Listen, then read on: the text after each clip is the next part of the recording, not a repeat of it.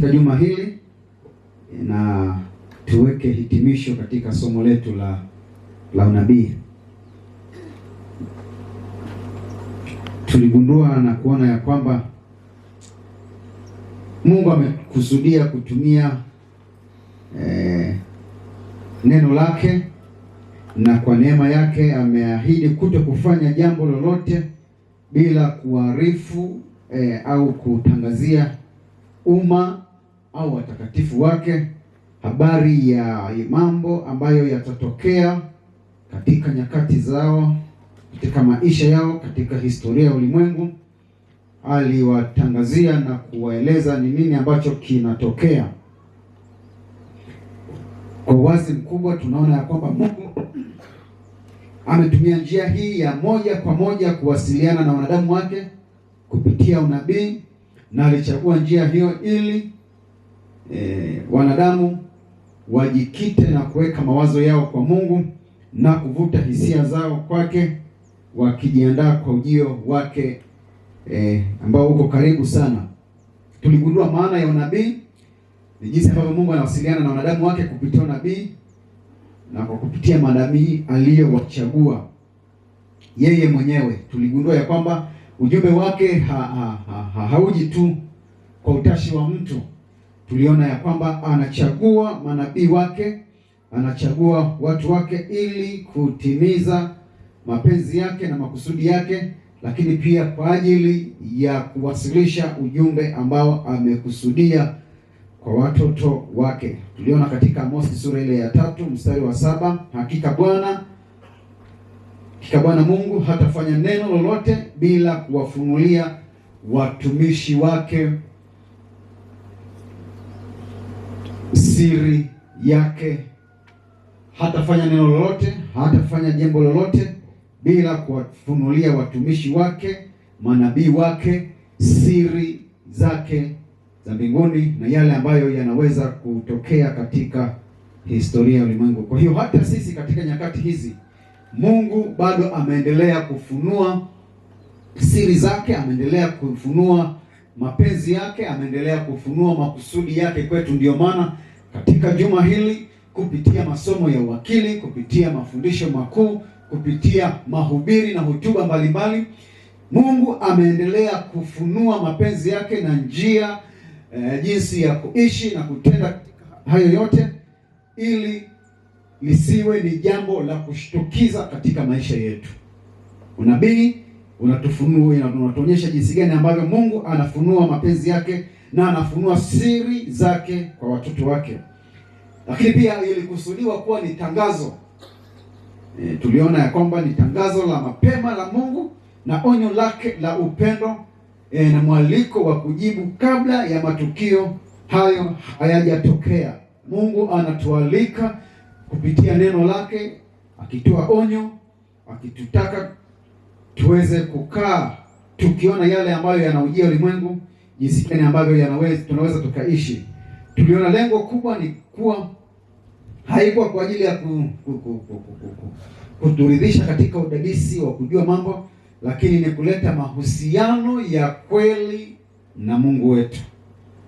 Kwa hiyo tunapofikia miisho ya makambi yetu, tunapoendelea tukimsubiri Yesu, tutambue ya kwamba Mungu anatualika kupitia neno lake, kupitia manabii wake, kupitia watumishi wake, akitangaza onyo, akitoa onyo la upendo ya kwamba muda si mrefu dunia hii itaangamia. Kwa hiyo ni sisi kutengeneza mahusiano yetu yaliyo imara na thabiti kwake tunapofikia mwisho wa historia ya ulimwengu. Kiini cha neno la Mungu tuliona ya kwamba ni kumfunua Yesu Kristo maishani mwetu. Unabii wote wa Biblia kuanzia mwanzo hadi mwisho, mwanzo hadi Ufunuo, ni kumfunua Yesu Kristo na mapenzi yake katika maisha yetu. Kiini kikubwa ni Yesu kudhihirika maishani mwetu. Kwa hiyo tunaposoma neno la Mungu lazima tuone sura ya Yesu maishani mwetu. Lazima tuione sura ya Mungu katika mambo yetu. Hayo yote tunayoyafanya, tunayotenda, jinsi tunavyovaa, tunavyokula, sura ya Kristo inapaswa kuonekana. sio tu kujua kuichambua mafungu, sio tu kujua kusoma neno la Mungu, sio tu kujua kukariri. Sura ya Kristo ionekane katika maisha yetu. Neno la Mungu linatupatia mwangaza mzuri na kuonyesha jinsi gani. Lakini cha kupendeza zaidi ni kwamba katika Biblia unabii ambao umetolewa, zaidi ya nabii 300 zilizotolewa au zilizotabiriwa au zilizotamkwa zimekwisha kutimia maishani mwetu, na nyingi zilidhihirika na kutimia kupitia maisha ya Yesu Kristo, kupitia kifo chake, kupitia ufufuo wake. Yote ambayo yalitabiriwa, yalielezwa, wakati mwingine kwa njia ya mafumbo, tuliona kwa njia ya picha, yalikuja kudhihirika kupitia maisha ya Kristo, kifo chake, ufufuo wake. Lakini pia na tumaini la pili tulilo nalo ya kwamba atarudi tena. Kwa hiyo inatupatia ujasiri ya kwamba hata kama tumesikia kwa muda mrefu Yesu atarudi, atasimika ufalme wake hapa duniani, kwa kile kilichotokea nyakati zilizopita kupitia maisha ya Yesu Kristo, kupitia kifo chake, kinatupatia ujasiri na nguvu ya kwamba atakuja tena. Tangia mwanzo ilielezwa, ilifunuliwa, mwanakondoo atachinjwa, kuhani mkuu kupitia makuhani, kupitia kutoa sadaka za kuchinja kondoo. Hiyo ilikuja kudhihirika kupitia kifo chake. Yesu kama mwana kondoo aliyekuja kuchukua dhambi ya ulimwengu, alikuja kufunua na kuthibitisha hilo kupitia maisha yake. Tuna lile neno la unabii lililo imara zaidi kama taa inayong'aa mahali penye giza. Neno la unabii linatupatia nuru na ujasiri, maana linang'aa sehemu au mahali penye giza. Unabii wa Biblia hutulinda dhidi ya manabii wa uongo.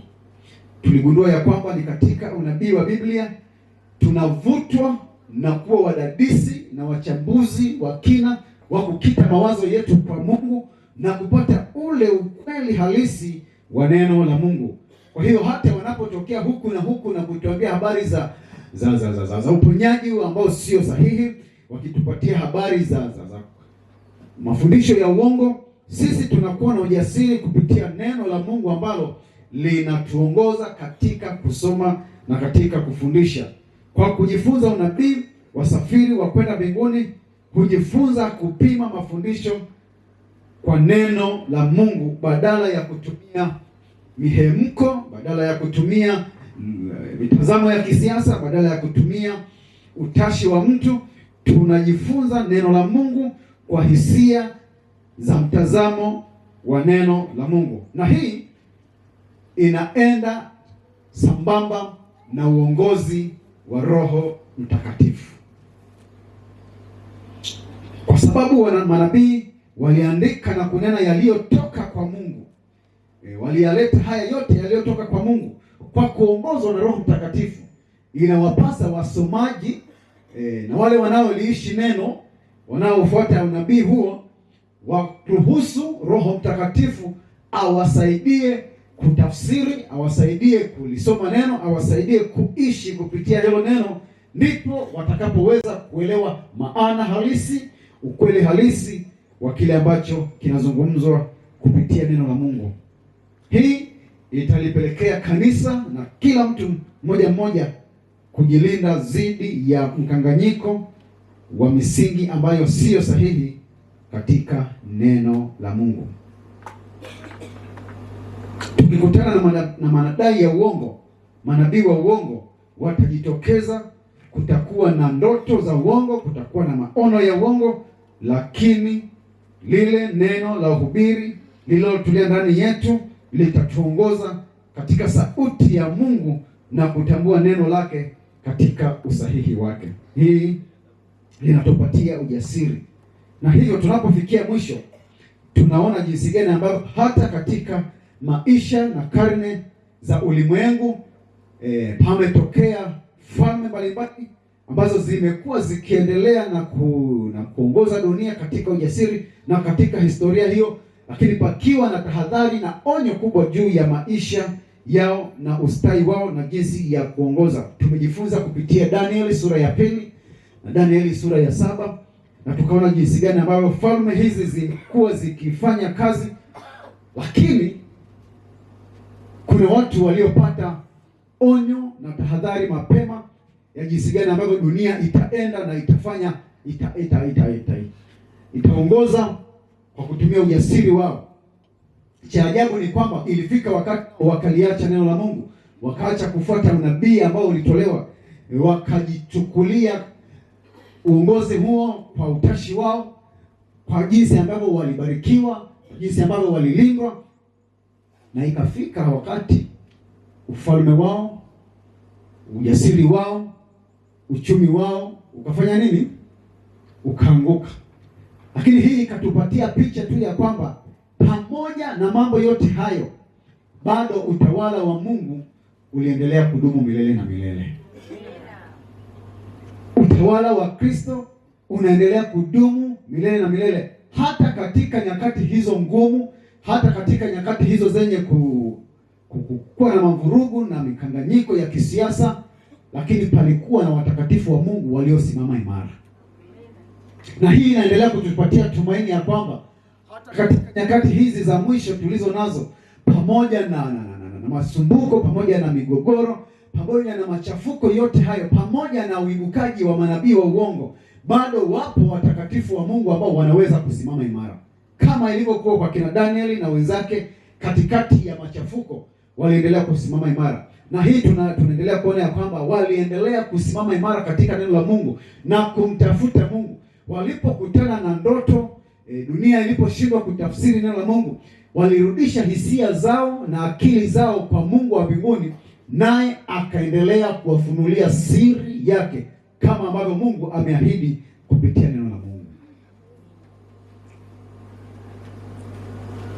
Tukiendelea kuweka imani zetu na misingi yetu imara kwa Mungu wa mbinguni, Mungu anaendelea kutupatia siri yake katika nyakati hizi za mwisho.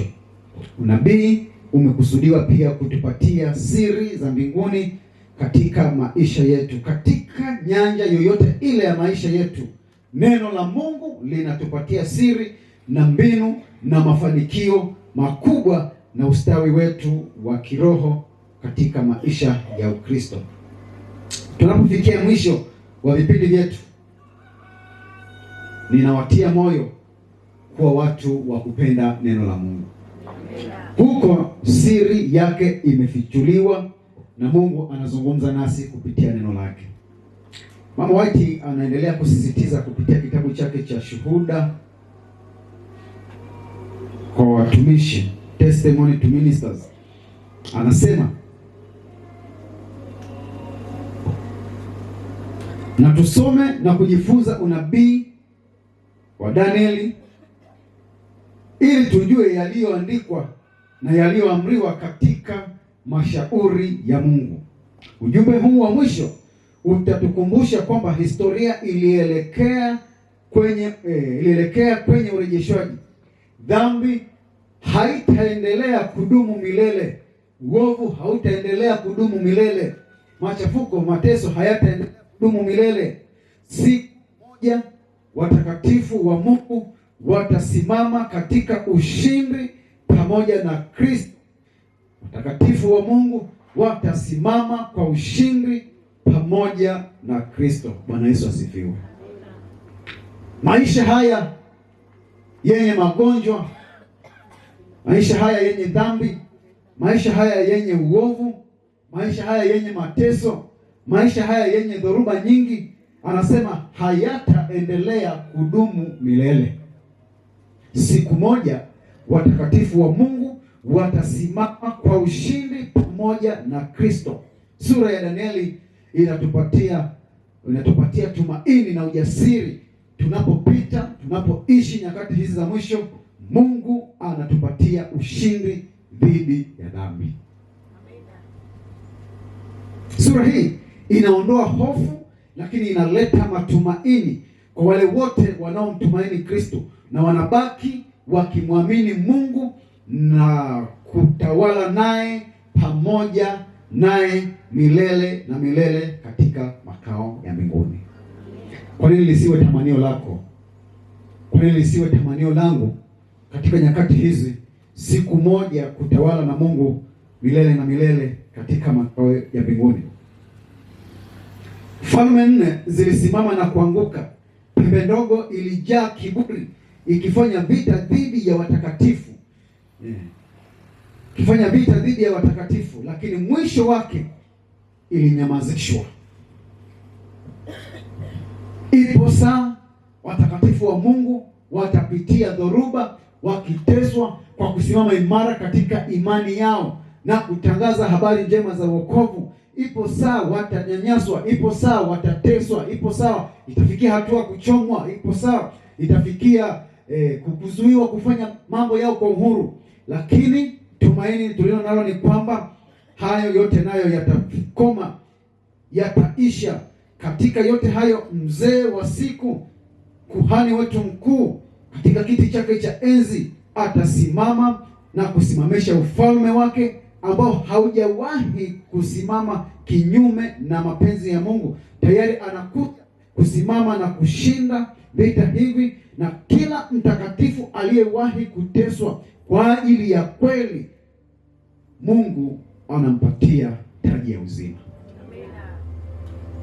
Mungu anampatia taji ya uzima kila mtakatifu aliyekubali kusimama imara katika imani yake, kila mtakatifu aliyekubali kusimama imara katika ndoa yake, kila mtakatifu aliyekubali kusimama imara katika uchumi wake na kumtegemea Mungu. Anasema hata yatakapotokea hayo, atakapoteswa kwa ajili ya Kristo, atakapokubali kusalimisha vyote kwa Kristo, mfalme, mzee wa siku, Yesu Kristo, kuhani mkuu, mfalme wa wafalme, atakaposimika ufalme wake hapa duniani, atampatia ushindi wa uzima, na yeye atatawala pamoja naye milele na milele katika makao ya mbinguni. Mungu tayari amefunua mwisho wake.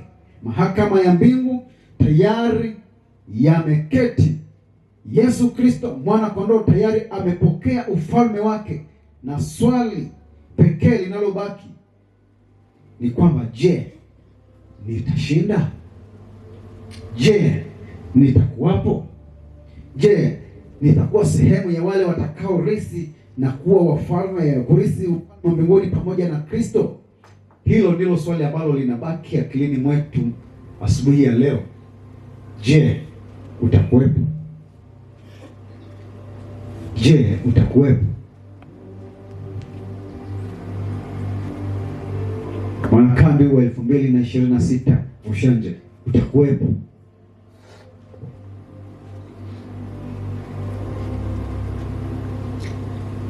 Lipo tumaini kwetu asubuhi ya leo, tunaweza kuwepo pale. Lipo tumaini ya kwamba tunaweza kufanya nini?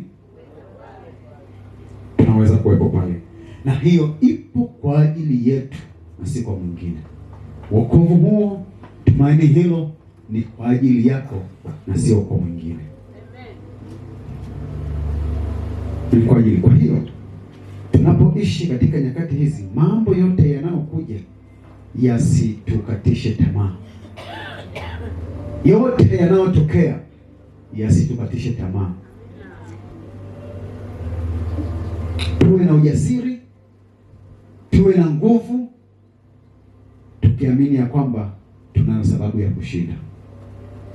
Na njia pekee ni sisi kujisalimisha kwa Kristo, Kristo pekee.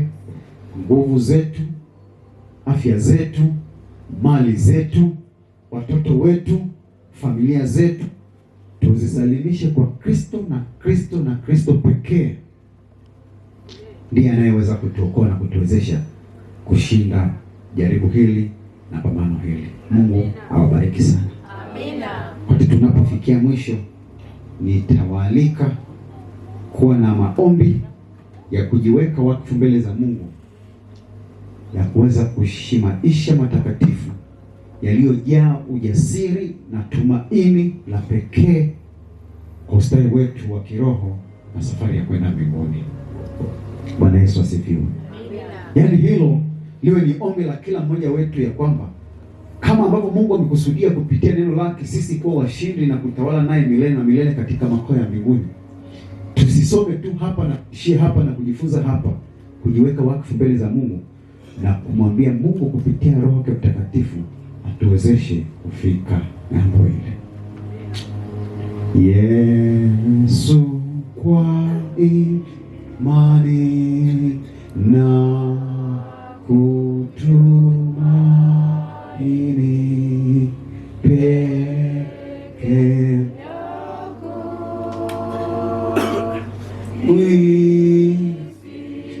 uifikie sasa na kuni.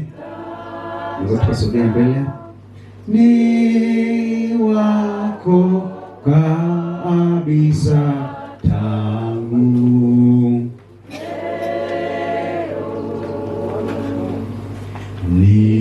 nipe nguvu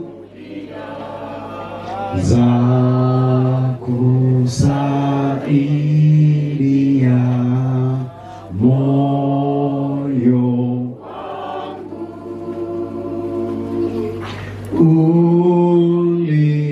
ulikufa wewe, wokovu nipewe, kupenda wewe Bwana wangu.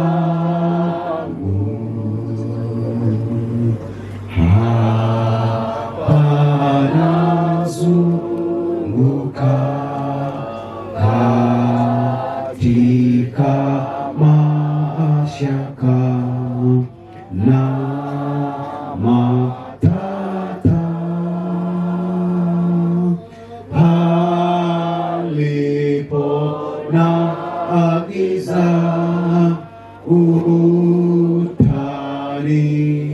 utaniongoza, hivi nitaweza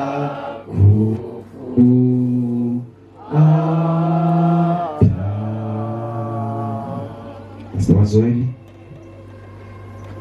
tupate dakika moja ya kuomba na kujiweka wakfu mbele za Mungu kupitia masomo haya. Turudishe hisia zetu na akili zetu katika neno la Mungu, lakini pia na kuamini ahadi yake ya kutupatia ushindi wa kutawala naye milele na milele. Baada ya hapo, Pastor Wazoli atatuweka wakfu mbele za Mungu. Je, ombi. Baba na Mungu wetu uliye juu mbinguni, tumejifunza katika maneno yako hapa. Mtumishi wako ametufundisha kwamba kabla hujatoa adhabu, kabla hujahukumu na kabla hujafanya neno lolote, unawataarifu wanadamu, unaonya, unatoa taarifa. Na sasa unabii huu umetueleza mambo ambayo yatatokea hivi karibuni mbele yetu. Kabla hajatokea, wewe umetuonyesha. Tumejua mambo ambayo hajatokea bado, hata ingawa hatujayaona. Nasi tunaamini kwa sababu neno lako halijawahi kukosea. Kila ulichokisema, kila unabii ulioutoa, kiwa ni watu walionywa hawakusikia, baadaye madhara yake yalionekana. Kiwa ni mema ambayo watu walitenda mazuri, walionekana baada ya wakipata baraka na mafanikio na wokovu.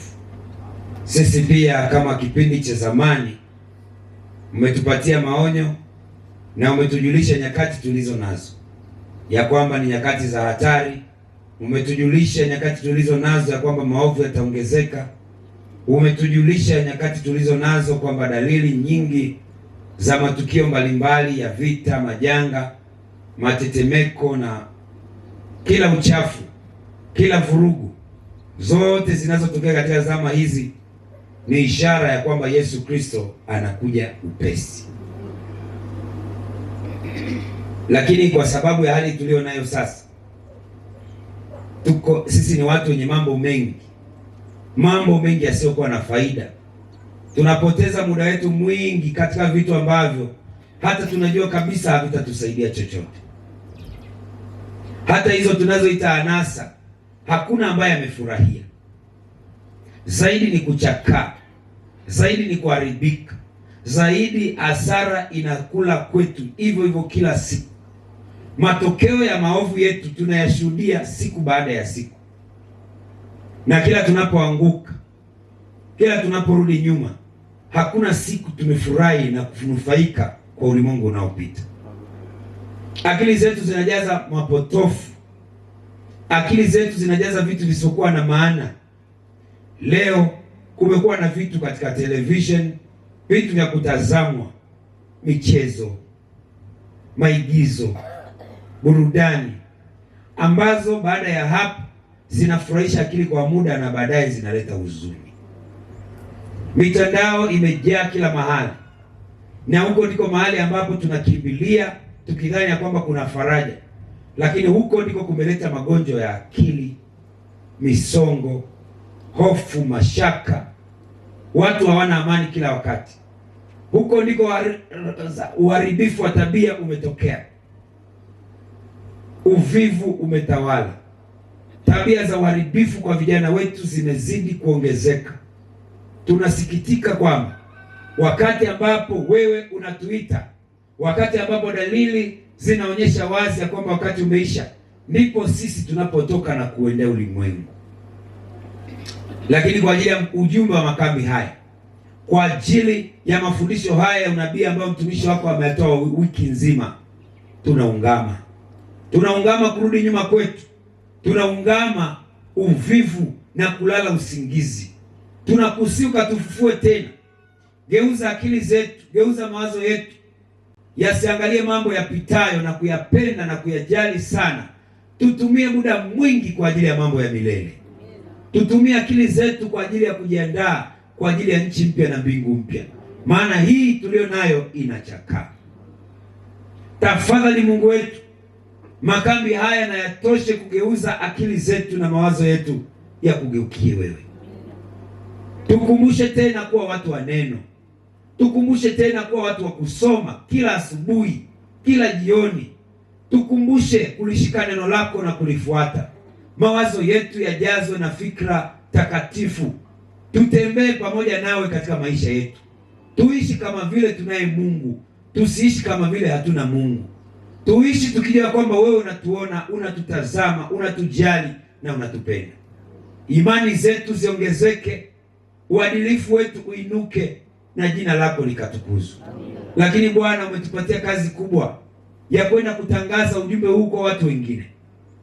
Tunakusihi ukatupatie imani ya kwamba tukipeleka watu wako watapokea neno lako, na ukatupatie uwezo tujitoe kwa fedha zetu, kwa akili zetu, kwa uwezo wetu, hata tutoke si wenyewe kabisa tukafanye kazi yako hii.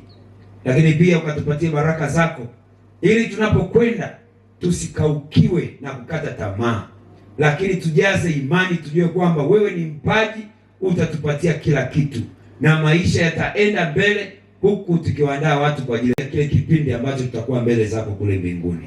Katika jina la Yesu Kristo Mwokozi wetu, amen.